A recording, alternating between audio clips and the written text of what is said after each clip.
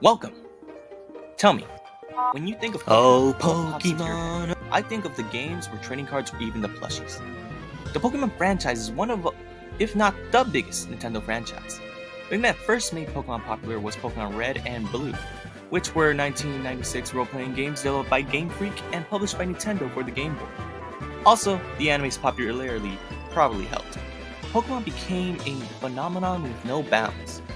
The current wave of Pokemon is prevalent and popular, but the games themselves have been somewhat rinsed and repeated, and in my opinion have been slowly getting worse. This video is not a criticism of the games themselves, but a review for what I hopefully believe a lot of people consider the peak of Pokemon, the pinnacle of Pokemon. I am of course referring to the true absolute GOATs of the games, and still age like fine wine with a little special something that new fans and old fans will put in their top 3. A game that Cynthia herself would love. I am of course referring to Pokemon HeartGold and SoulSilver. Debrief time. Little Huddy here. I don't bite, I explain. I am completely biased when it comes to this DS era of Pokemon games, and I admit that I love Gen 2 remakes because of nostalgia. But even without it, these games are perfect remakes that are better than the originals. If you like this video, please like and subscribe and hit that notification bell and leave a comment. I love hearing back. Alright, Pokemon HeartGold and SoulSilver are 2009 remakes of the 1999 Game Boy Color role-playing video game, Pokemon Gold and Silver, also including features from Pokemon Crystal. If that description didn't make you cream your pants, then just you wait. You're gonna love this next part. This game is set in the Kanto and Johto region, with an array of Pokemon from both regions, with a ton more in the post-game, even all the way to Gen 4. This game came out next to one of my favorite generations, which is Gen 4, which has all the games of Diamond, Pearl, and Platinum. It even has Pokemon from those regions. How hype is that? This should already be setting up a pretty good painting of the games. These games came out in what I would call peak Pokemon era, because just about a year later, Pokemon Black and White came out. Yet, I believe the zeitgeist people who played HeartGold and SoulSilver hold this game to the highest regards. I'm here to show you why. Alrighty, time to get into the nitty-gritty and make this sandwich of what makes this game a one-night stand that cannot be forgotten. First, let's start with making Kanto run way better than the original. It essentially makes Kanto run like Gen 4 games, also including new routes, and this in itself isn't revolutionary, but should be acknowledged because it adds new and interesting areas. Another aspect of the game that is often looked highly at is the fact that you can walk with your Pokemon of choice, which should already be a feature in every new Pokemon game, but yet it isn't. I know that this isn't a big deal, but I think it is it's the little things like this that make a game better. I honestly just love the idea of you being able to walk with your Pokemon, being able to connect. You really feel the connection you feel when you're walking with him.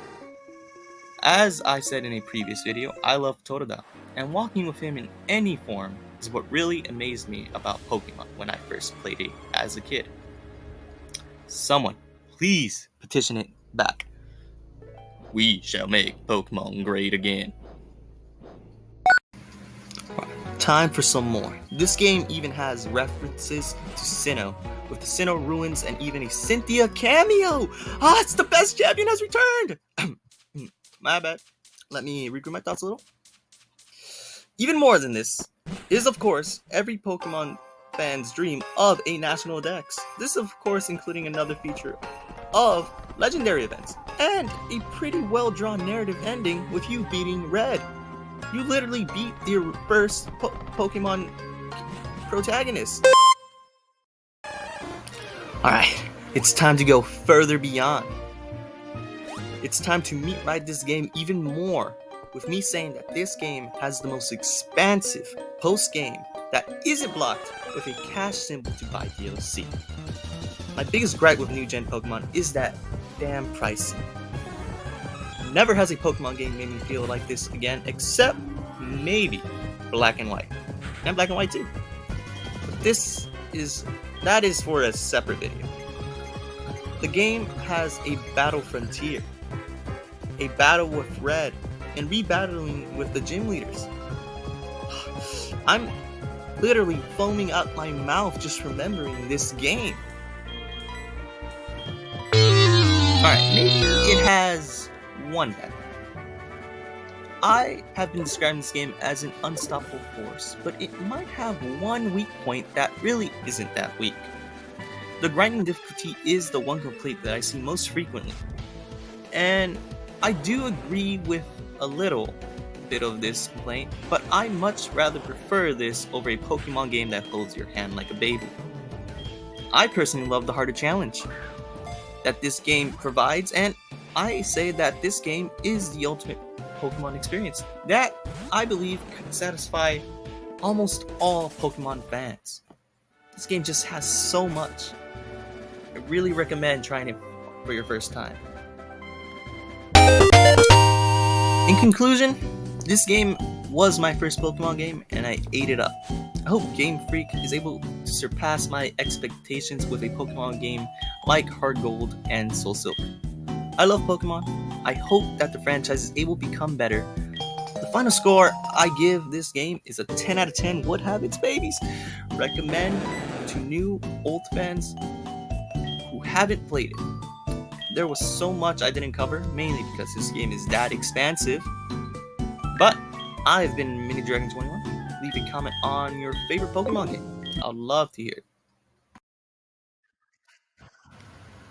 Oh Pokemon, oh how I love you, Pokemon.